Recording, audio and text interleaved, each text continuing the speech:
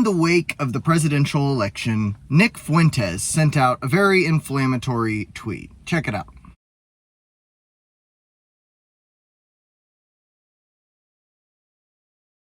Now, if you don't know who Nick Fuentes is, this may come as a surprise. If you do know who he is, you understand why he sent this tweet. But for those of you that don't know, Nick Fuentes was a student at, I believe, Boston University, who was at the infamous Very Fine People Charlottesville rally. After that rally, he was demonized by the press, and he was made to, they called him a neo-Nazi, they called him all kinds of things, a white supremacist, a fascist, all of these things. And so Nick Fuentes, in my opinion, decided that, okay, if that's the way you're gonna be, I'm just gonna troll you, and I'm gonna make all your expectations become reality. So ever since then, Nick Fuentes, who's been banned from YouTube, by the way, he actually streams on Cozy TV. I think is it Cozy.tv? I don't remember. I've been on there a handful of times to see what he has to say because I don't understand the appeal of him. But he's really a very, very, very ultra-conservative John Doyle-esque streamer. I think many things he says just to be inflammatory.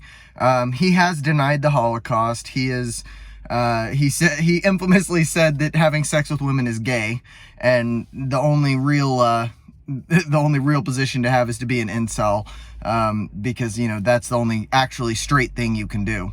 Obviously a joke, but after he posted this tweet, all kinds of feminists and crazy people took it very seriously because they've been told by the media that Nick Fuentes is a neo-Nazi leader and he has hordes of angry young men who are willing to do his bidding. Now, this tweet got shared around. It got almost 100 million impressions on Twitter, or X, and people started doxing Nick Fuentes. They shared all kinds of photos of his house, his address, and finally, one crazy feminist decided to go and pay a visit to Nick Fuentes. So she went to his house and knocked on his door, and out came Nick Fuentes with a can of pepper spray and sprayed her in the face. Knocked the phone out of her hand, I guess. She is now filing assault charges. Article linked in the description. Now, she is lucky that Nick Fuentes lives in Illinois, which I was pretty shocked when I found that out, actually. I would have thought, maybe Florida or somewhere like that. Just because of how his political beliefs align. Illinois is a very blue state. But she's lucky that it was Illinois, because if this had been Florida or West Virginia or Wyoming, it would have been a shotgun, not a can of pepper spray. First of all, you don't dox people. Like, this is like Internet 101. The one unwritten rule and written rule, it's in every TOS, is that you do not dox people. This goes all the way back to, like Thunderfoot and, Brett Keane dropping the dox of the Atheist FM guy. Or, Thunderfoot getting doxed by all the feminists because of his series against feminists. Or Sargon getting doxed back in, 2014, because of his series, Why Does Everyone Hate Feminism? You don't dox people. You can get them seriously hurt. And this is evidence of that. People will be paying Nick Fuentes visits. Nick Fuentes has to move now. He can't stay there. It's not going to be tenable. But beyond that, not only do you not dox people, you don't incite violence against people, which is what everyone on the internet who disagreed with Nick Fuentes was doing. They were saying, you'll get what you deserve, you little worm, and all sorts. Just look up Nick Fuentes on X, and you will find thousands and thousands of these tweets. All of those are against the TOS, by the way. You can't incite violence, and that's not protected by the First Amendment.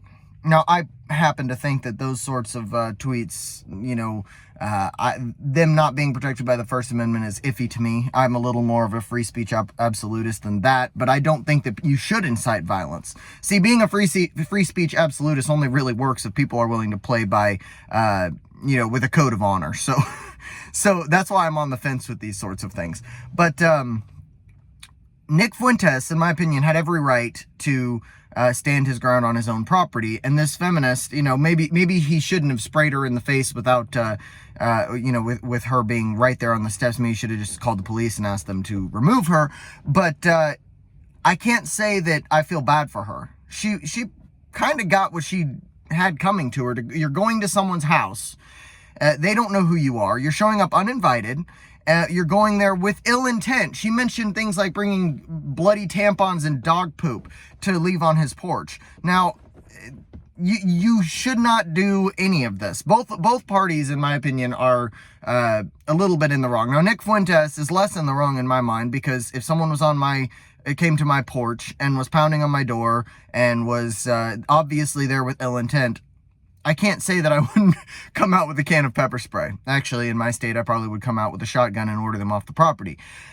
But Nick Fuentes, in my mind, had every right to defend his property. Now, in the first place, Nick Fuentes probably shouldn't have sent out this tweet, but once again, you've got free speech, and he is a troll. If you know anything about Nick Fuentes, you know that he is a troll. He's going to say the most inflammatory thing he can come up with because he knows it pisses you off. And the fact that you guys freaked out the way you did and gave him all this attention does nothing but make him more likely to do this sort of thing in the future. Look, I think Nick Fuentes is a whiny little loser. But I don't really care what he does. He's irrelevant in my mind. Now, there are a good handful of people that listen to what he has to say, and I think some of the things that he says are just way out there, but he does have freedom of speech, and his followers have freedom to be stupid. So if they want to listen to what the likes of John Doyle and Nick Fuentes have to say, that's their own prerogative. If I could say one thing to Nick Fuentes, though, I would say move. And a second thing I would say, get in the gym. You weigh 75 pounds, and it's embarrassing. However, this sort of thing is going to continue to happen until Nick Fuentes just goes, which is a shame. People shouldn't be forced to move because of something they said on the internet, I don't think. Though it was super inflammatory. Your body, my choice is a pretty wild place to go. But it is rather amusing to watch. So, Nick, stay where you are if you'd like, and I'll continue to watch the fireworks, but I would recommend moving. Probably West Virginia or Florida, although the people from those states may hate me for suggesting them. Oh my God, what a situation. But yeah, I just wanted to talk about that with you guys, so that's about all.